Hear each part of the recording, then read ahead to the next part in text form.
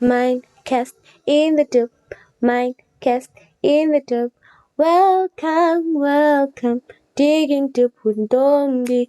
Welcome, welcome, digging deep with Ntombiee. Bo, bo, bo, bo. Welcome, fellow miner. You are tuning into Mindcast underscore ZA, and I am your wonderful host, Ntombiee. Now you know. If you didn't know, now you know that there's a new kid on the block. I welcome you. A big shout out to you. Let's get right into it. So today I'm doing a commentary episode on what is currently happening with regards to the amendment of the Mprda.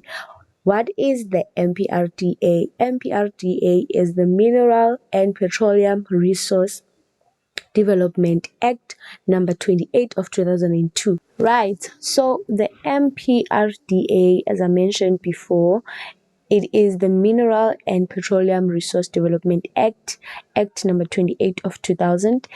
It is a South African law that governs the acquisition, use, and disposal of mineral and petroleum rights.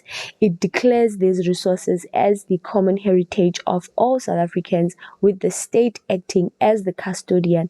So, what it means it is that it is the umbrella that covers all the other regulations and policy laws that operate in the mining and petroleum space.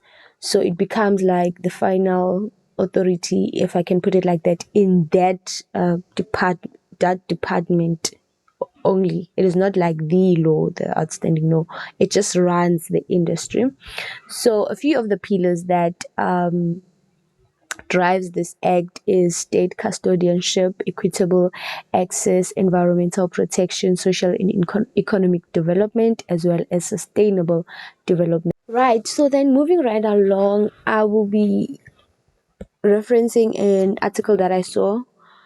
It is dated the 4th of June 2025. It was published on the Africa Mining Indaba website. So if you're interested in it, I'll drop the link below and you can just click on it and it will take you through to this article that I'm just reading up on, as well as the act, the Mprda Act. I'll also leave the link below where you can just find the PDF document that you can read up as well, so that we are on this journey together. So this article, I found it interesting. I was going through the website because I want to attend the 2026 Mining Indaba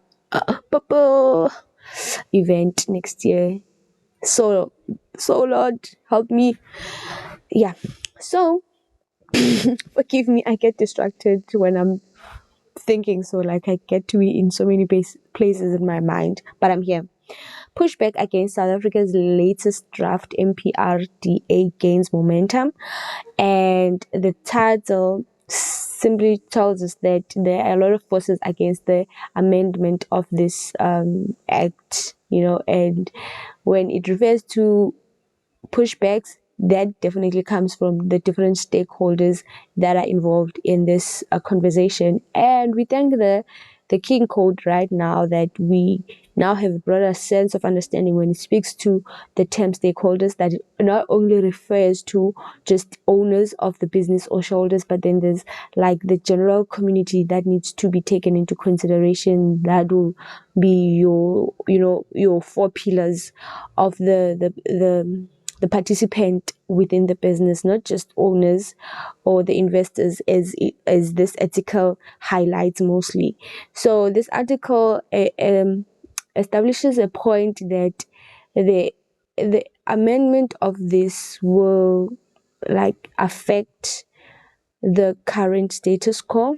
I'm in agreement with the fact that they want to change things like first come first serve with regards to their processes, and apply a posture of awarding things based on merit, which that works for me because we need competent people, we need a competent workforce and competent service providers, not people who get things because they were there on time, they were the first ones on the queue. No, but there has to be some level of excellence and competency. That is one.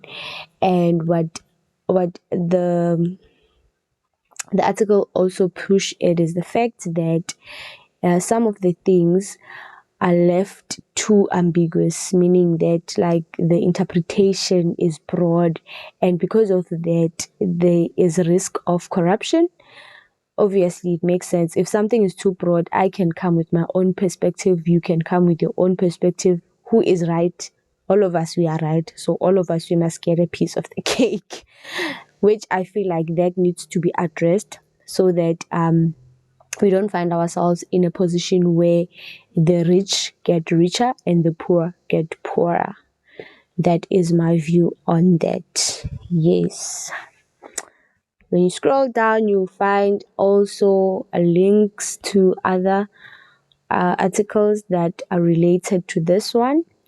And you can just read up on that and see what exactly has been happening. The Department of Mineral Resource and Energy have been open-minded with these conversations and trying to keep a, a, a very objective stance where it seeks to ensure that not only does it create a safe environment for investors, but it also considers the main purpose of the act, which is to promoting transformation, ensuring environmental sustainability, and enhancing regulatory efficiency. So it is impressive to see that in as much as there's a lot of pushback and the momentum increase, the department is also open to having this conversation and saying, we hear you, the private sector, you are concerned about your investors and creating a healthy environment for them, but we are also concerned about the historically disadvantaged South Africans. We are concerned about our environment, what will happen after they've mined, after we've given them the peace. And we are also concerned about ensuring that our people also become participant, which on one of the paragraph, there's a line that says that, furthermore, I quote, Weber has expressed reservations about the Upstream Petroleum Resource Development Bill, which seeks to separate oil and gas regulations from mining. The firm points to concerns the firm points to concerns over the proposed 20% carried interest for the state and a mandatory 10% participation for historically disadvantaged South African. That for me, I feel like it should not be a problem, because especially when we want to include people, when we want to address one of the pillars of the act, it should be a non-negotiable. Maybe the percentage can be negotiated depending on what the historically disadvantaged person brings to the table. I think it should not be a problem. Stand to be corrected. Thank you for tuning in, fellow miners. As I conclude, I would say please read up on the Mprd Act, as this is a very important act for the petroleum and the mining space. It will give us direction with regards to what the future might look like in our country, and what we will need to do to stand on a good position for the industry as a whole. So I'll encourage you to read up. I'll also try and finish reading it, the 68 pages.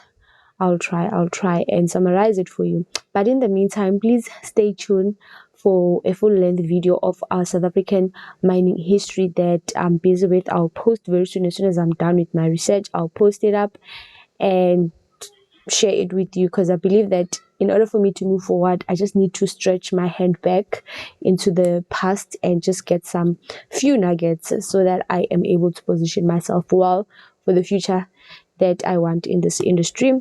So thank you. Please don't forget to like, subscribe, clicking that notification bell, and please, this is very important, comment, engage with me, correct me where I'm wrong, add where you feel like there's something I missed, and highlight whatever it is. Let's just build an open policy relationship. Thank you for tuning in once again. I appreciate you. Kubonga okuncane nokubonga nokukhulu, and I really do appreciate you. Goodbye, keep well, add value wherever you are. Do not be that person who does not add value. Ntombiee is signing out. Bye.